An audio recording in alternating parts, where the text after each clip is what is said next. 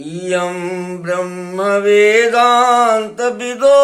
वदन्ति परं प्रधानं पुरुषं तथान्ये विश्वोद्गते कारणम् ईश्वरं वा तस्मै नमो विघ्नविनाशनाय। हे गणपति देवता, आप विश्व के अग्रगण्य देवता हैं। देवताओं के भी विवेक हैं, जीव जंतु और मनुष्यों का तो विवेक है ही। आप माता ने आपको विवेक के रूप में, समझबूझ के रूप में, सूझबूझ के रूप में आपको स्थापित किया है। आपकी कृपा के बिना समझदारी आ ही नहीं सकती। आपकी कृपा के बिना विद्वान हुआ नहीं जा सकता। आपकी कृपा के बिना समझदारी की गहराई तक जाना संभव नहीं है। आपकी कृपा अधूरी है, अभी हो नहीं रही है प्रकृति मनुष्यों में, क्योंकि मनुष्य इंद्रियों में ही जीवन जी रहा है और इंद्रियों में जीवन खाओ पियो पैखाना फिरो मर जाओ से आगे भारतवर्ष के आज के परिवेश के लोग नहीं हो रहे हैं।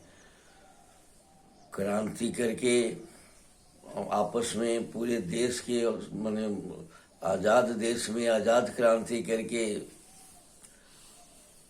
इन्होंने सब कुछ बदल देने का संकल्प लिया।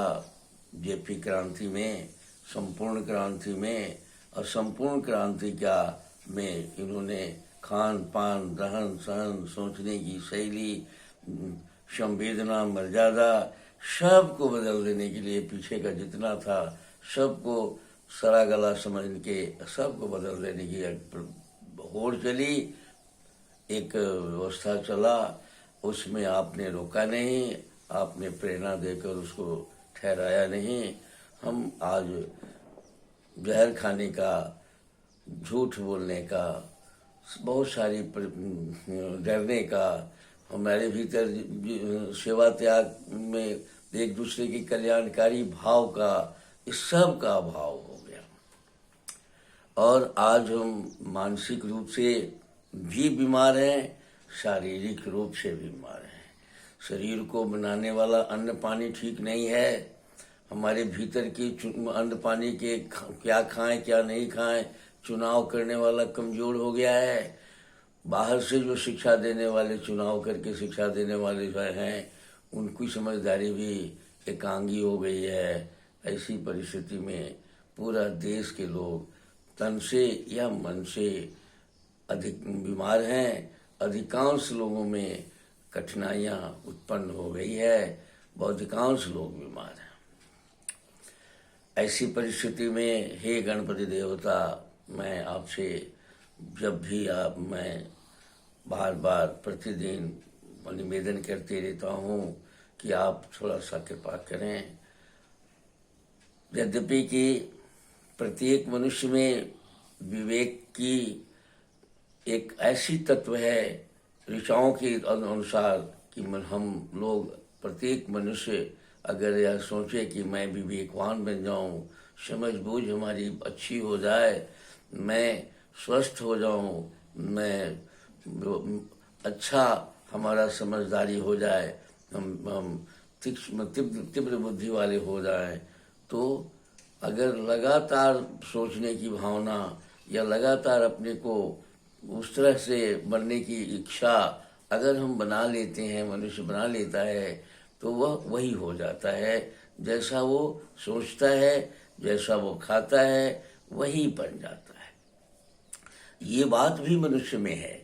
इसलिए हे गणपति देवता, आप कम से कम इस बात का तो बोध करा ही दीजिए कि तुम्हारी ही में सब कुछ छिपा हुआ है। अगर हे मनुष्य, तुम अगर विचार करो अपने को कि हम कैसे विवेकवान हो जाएं, कैसे ब्रह्मांडीय शक्ति से जुड़ जाएं, ये सारी बातें तेरे भीतर डाला हुआ है। तेरे भीतर ये सब ज्ञान है, सिर्फ तुमको उसको बुलाना है। भेज की ऋचाओं में एक जगह ऐसा है कि हे ज्ञान तू सर्वत्र से मेरे भीतर आ, चाहे वो शारीरिक स्वस्थता की ज्ञान हो या मानसिक दिव्यता का ज्ञान हो, तू आ। इस तरह श्री ऋचाओं ने कहा कि जब हम ऐसी भावना करते हैं तो हमारे भीतर ज्ञान विज्ञान सब उत्पन्न हो जाता है।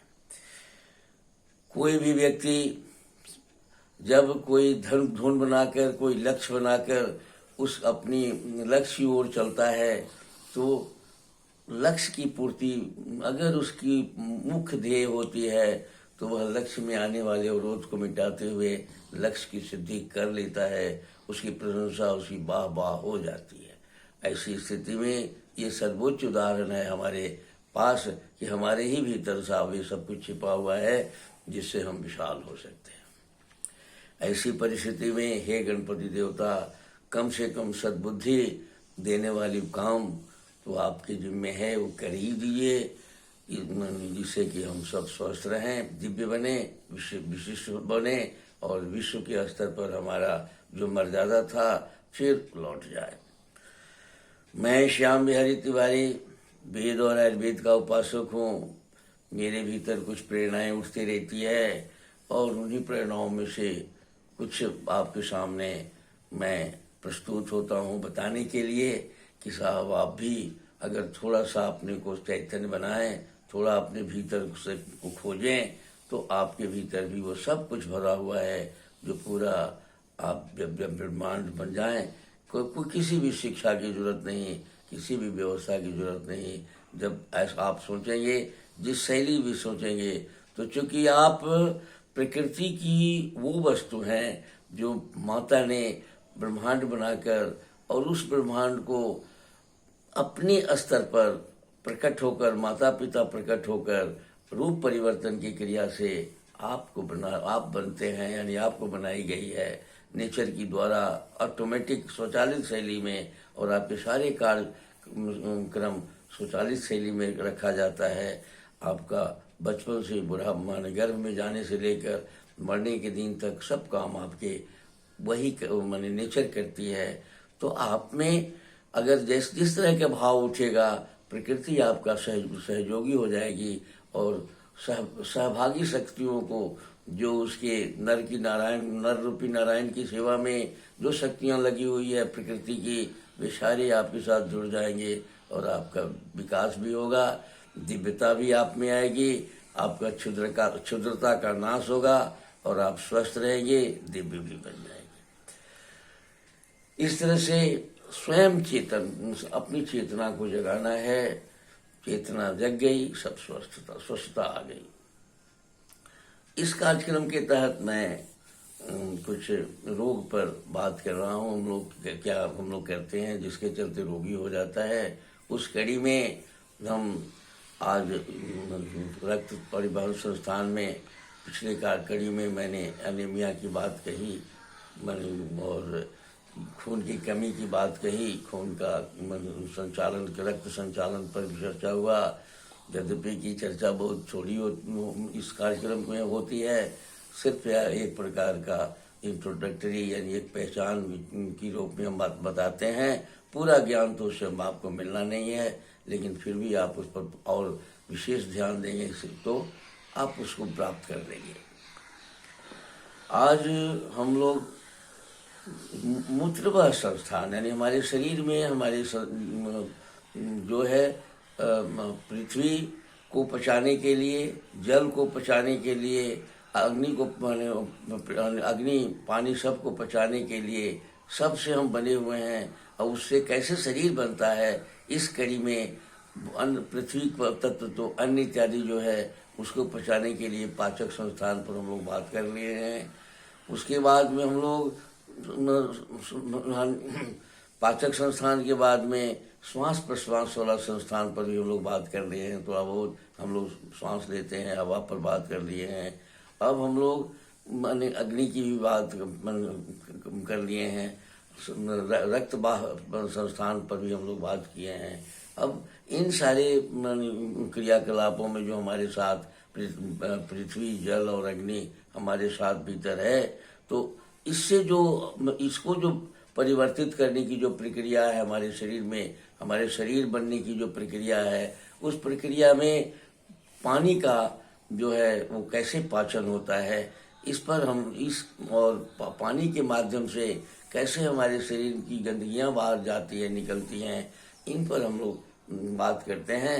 इसके लिए मूत्र वह संस्थान मैंने की बात हमारे यहाँ बंटवारा किया गया है कि साहब मूत्र वह संस्थान में हम लोग इस पर बात करेंगे। मूत्र वह संस्थान का मुख्य जो ऑर्गन है, मुख्य जो अंग है, उसको हम लोग किडनी कहते हैं। किडनी में सारा पानी का प्रबंधन किडनी के माध्यम से होता है। जिस प्रकार अन्न का प्रबंधन हमारे पाचन संस्थान के आमाशय छोटी बड़ी आंत में होता है, उसी तरह से पानी का पाचन का प्रबंधन हमारे किडनी के माध्यम से होता है।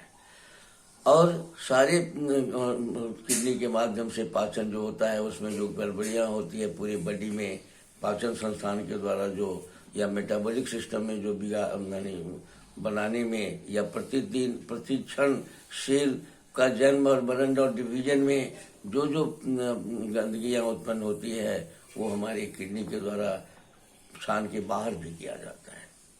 किडनी हमारा विटल अंग है, पूरे शरीर को में पानी की उपस्थिति को बरकरार रखता है। हम जितना और किडनी हमारे रक्त को भी ठंडा करता है।